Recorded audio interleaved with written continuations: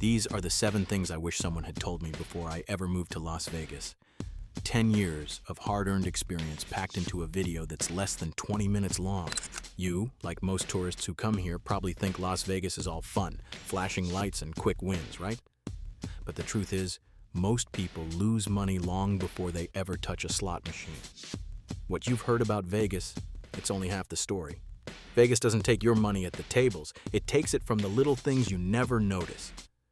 So today, I'm breaking it all down, from hidden restaurant fees you should know about to the biggest time wasters on the Strip, and even one mistake that could ruin your entire trip. And trust me, you'll want to stick around for number 7, because that's the one mistake that can cost you hundreds of dollars, even if you've done everything else right.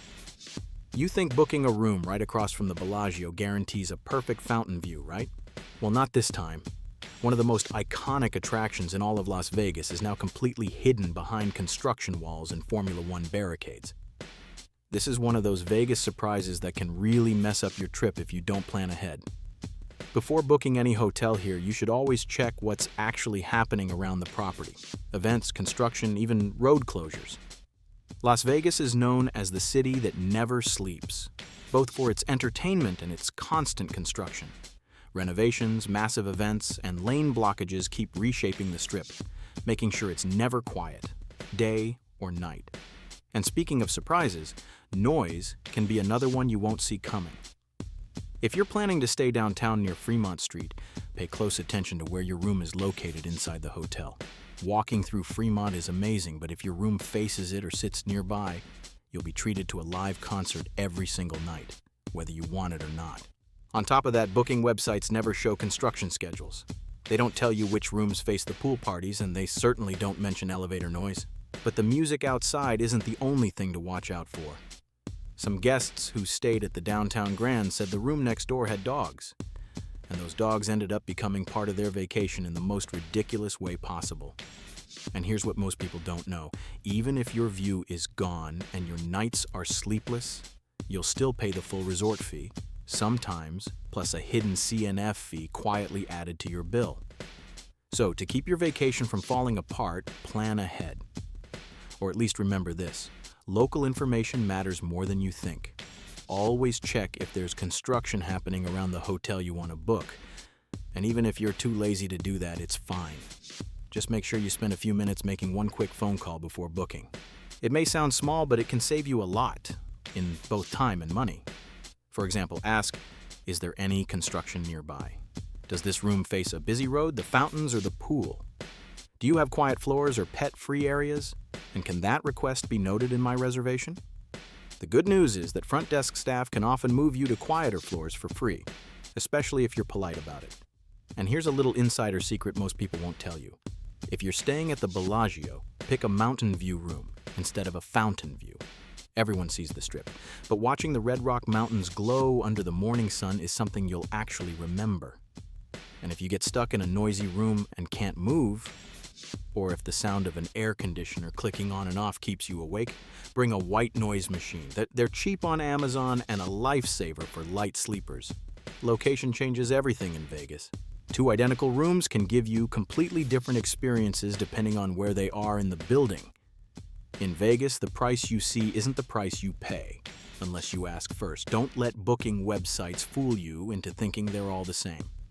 If you've seen my video, Don't Visit Las Vegas until you know these 7 shocking truths, you'll remember I talked about the insane prices of food and drinks.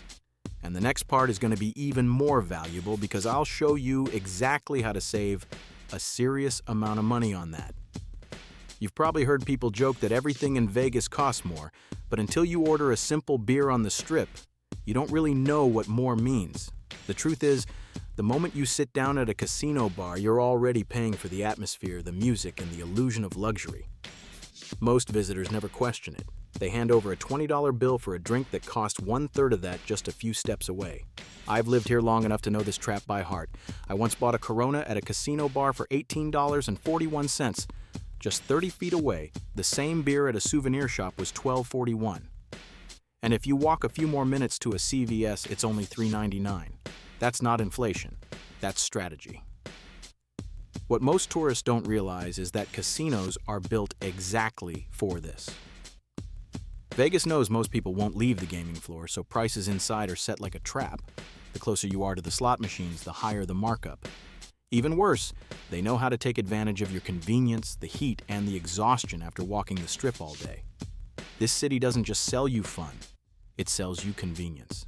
And here, convenience is the most expensive luxury you can buy. You can find cheap beers at Jaw Burritos, but here's what you should really do if you want to play it smart like a local. You'll find CVS, Walgreens, Albertsons, or Target all along the strip. Stop by and stock up on bottled water, snacks, or a pack of beer before heading back to your room. And here's another small but powerful tip. If you can, choose a room with a small kitchenette.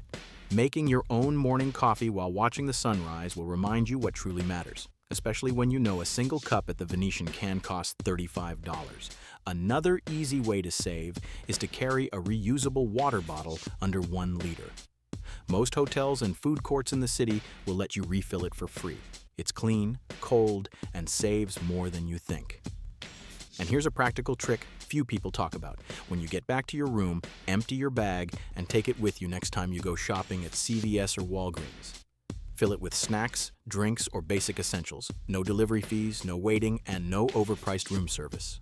It might not sound like the typical vacation move, but let's be honest. Beyond taking a few days off to relax, you're also preparing financially for a trip that isn't cheap, right? Saving on these small things will spare you the frustration of realizing you've been caught in the daily traps that Vegas legally sets for tourists. Saving wisely doesn't make your trip cheaper. It makes it more worthwhile. In Vegas, convenience is a luxury tax disguised as comfort. The less you move, the more you pay. But just 1 block off the strip, everything changes. Lower prices, kinder locals, and a more genuine Vegas that doesn't need a receipt to prove it.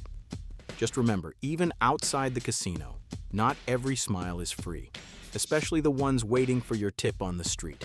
Along the Las Vegas Strip, you'll see superheroes, showgirls, and Elvis impersonators posing under neon lights, waving at tourists for photos. They smile, gesture, and say, "Free picture, go ahead." But if you've never been to Vegas, here's something most people don't know. In Las Vegas, nothing is ever truly free. I've lived here long enough to watch this little sidewalk act evolve into a full-blown business. The moment the photo is taken, that friendly smile often turns into a suggestion. Tips are appreciated. What starts as a cheerful interaction often ends in a tense argument about money. I've seen tourists happily snap a picture only to be surrounded moments later by 3 performers asking for tips. And if you pull out a single dollar bill, don't be shocked when they say, "But 20 per person, please." Some tourists hand over a few bucks. Others, out of embarrassment, pay $20, $40, even $60. And that's exactly how the trap works. On YouTube, you'll find countless frustrated tourists. One man said, "I'd rather give $60 to a homeless guy for drugs or booze than to a showgirl just for 1 photo." That sentence sums up what most people feel. Not because they're stingy, but because they feel tricked. And believe me, these performers know exactly how to make you uncomfortable enough to pay. So before you stop for that free photo, remember these 3 things. First, street performers are not legally allowed to set mandatory photo prices. Tipping is voluntary. But be careful, because some will use jokes or clever wordplay to make you pay more. Second, tips are completely optional. Some performers might tell you the average tip is $60, but in reality, it's far less. And third, the customer, not the performer, decides the amount. Always be polite but firm about what you're willing to give. The most important rule, don't let the performer decide for you. It's your wallet and no one else has the right to choose for you. As you keep walking down the strip, you'll find a whole world of chaos.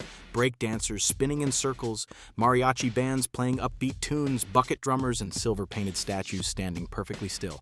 It's lively, colorful, almost magical, until someone extends a hand, waiting for you to pull out your wallet.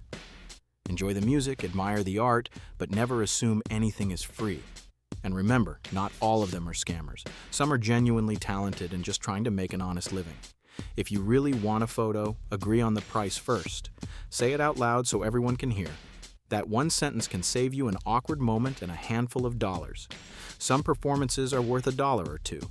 Small gestures that help them and make you feel good too But in other cases, you'll see tricks so subtle they can fool anyone who's too trusting or too shy to say no. Vegas is where the line between art and hustle blurs perfectly. And that's what makes this city so unique. It's a place where everything is an illusion, even the smiles on the street. And sometimes those smiles come with a price tag. And once you've dodged these smiling traps, there's still another kind of risk waiting ahead. I'll show you exactly what that is, if you're still with me by this point. There's one thing most tourists never think about, until it happens to them. Locals just smile and say, "Vegas will teach you that, sooner or later," and trust me, I learned it the hard way. I once tried walking barefoot around the same spots every first-timer gets excited to see, just 30 seconds. And what I saw was shocking. My feet turned black.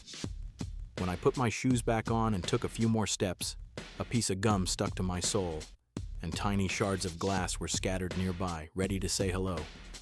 A few seconds more, and I might have stepped right on them. Believe it or not, that's how fast Vegas can humble you.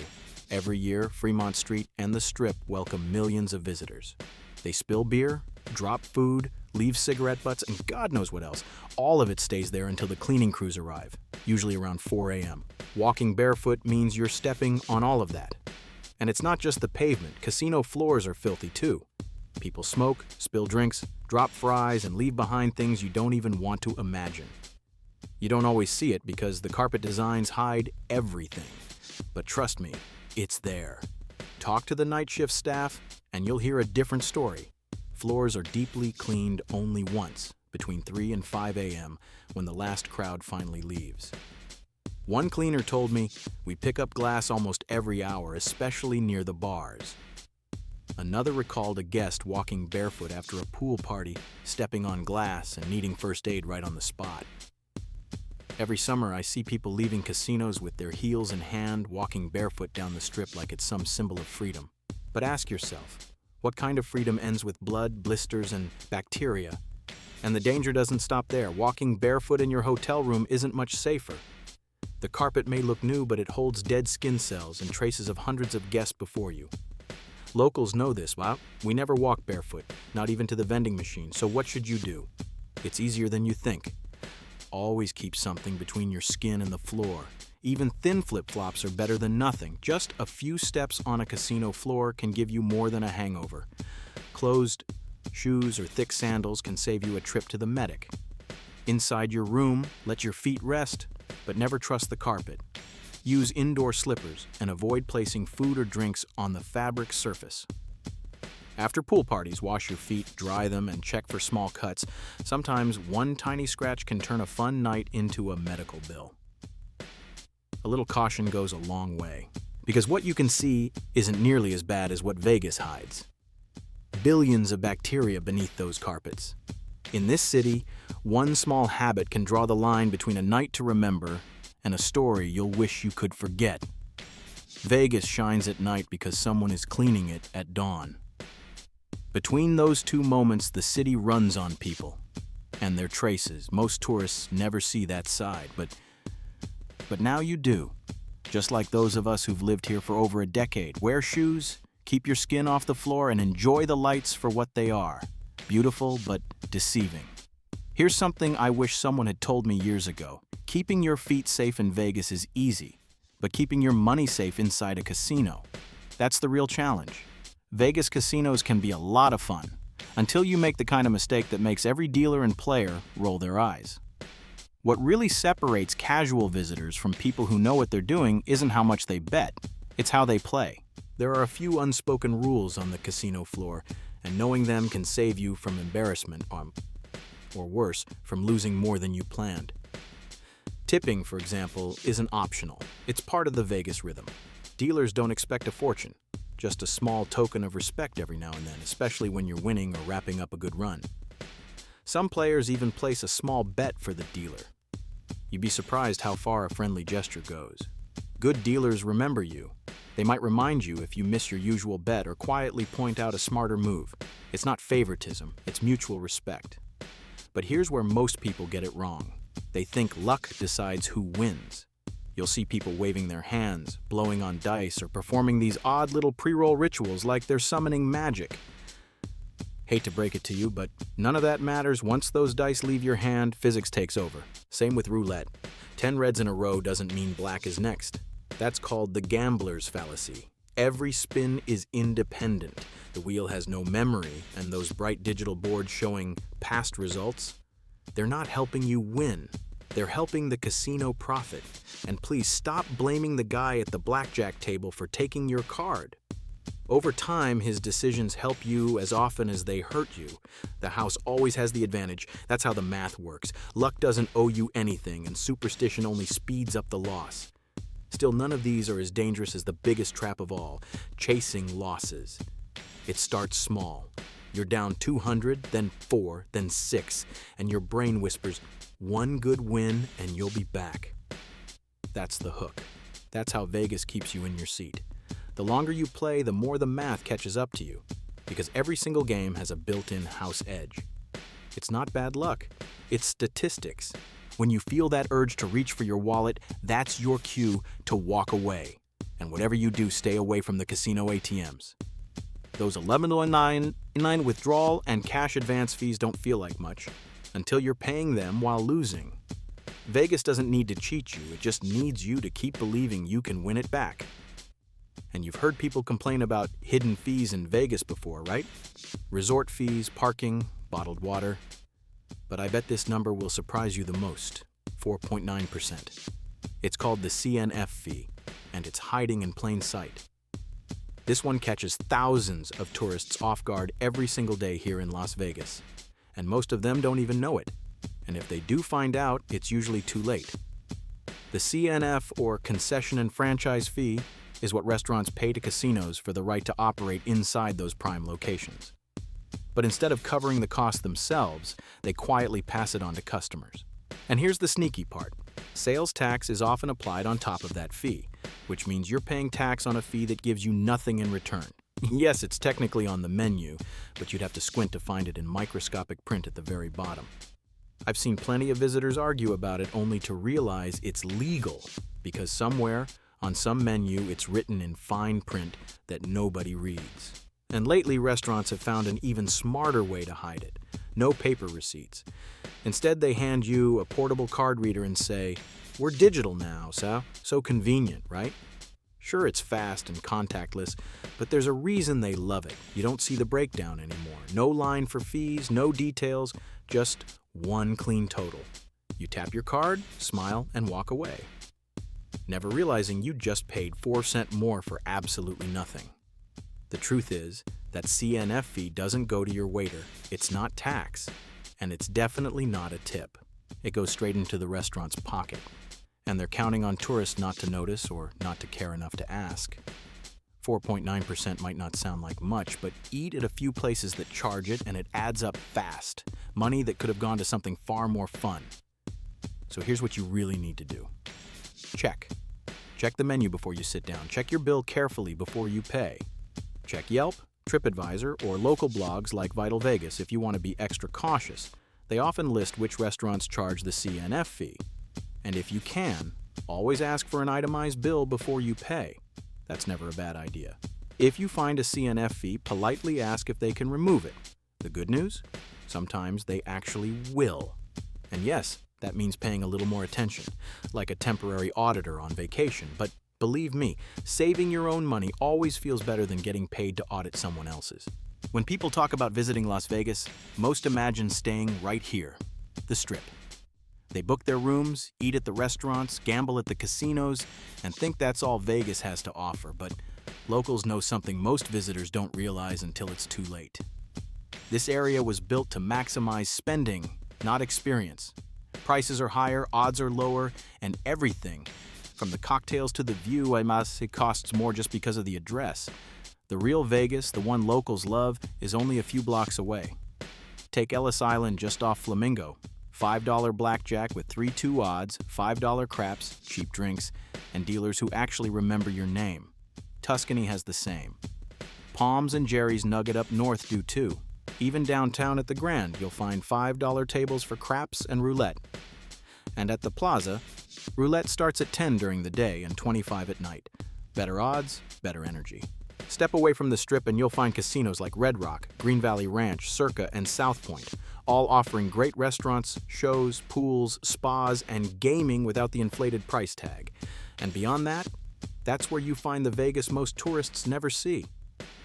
Just 20 minutes away, the Red Rock Canyon glows red and gold at sunset, with hiking trails, rock climbing, and horseback rides through the desert. For a bit of history, you've got the Hoover Dam, the Neon Museum, and the Mob Museum, all snapshots of the city's story. Boulder City's Minway Park lets you walk right up to bighorn sheep grazing freely in the desert.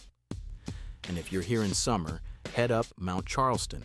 The air is 20 to 30 degrees cooler, and the mountain breeze reminds you that Nevada is more than neon.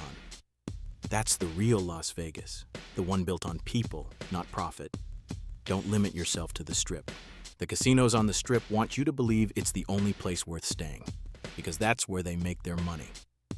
But just 10 minutes in any direction, you'll find better tables, better food, lower prices, and experiences you'll actually remember. Sometimes, all it takes to find the real Vegas is one left turn off the main road. After 7 parts, you start to see a pattern. Vegas doesn't just charge you for what you buy, it charges you for what you don't notice. The resort fees, the CNF charges, the overpriced drinks, even the noise from your hotel room. They're all reminders that comfort always has a cost, but once you learn how the system works, everything changes. You stop blaming the city and start playing smarter. You ask, you check, you walk a block farther, and suddenly, Vegas feels fair again. Because the truth is, this city rewards awareness. The ones who pay attention always leave happier. And with a little more left in their wallet. We've spent over 10 years living here watching this city change, learning the hard way so you don't have to. Everything you just saw took us a decade to figure out. And you just learned it in 20 minutes. If this video helped you see Vegas a little differently, let us know in the comments. What's the one thing that surprised you the most? And if you've been here yourself, share your own Vegas tip. Someone else might thank you for it. Don't forget to like, subscribe, and turn on the bell so you don't miss the next deep dive into the hidden side of America.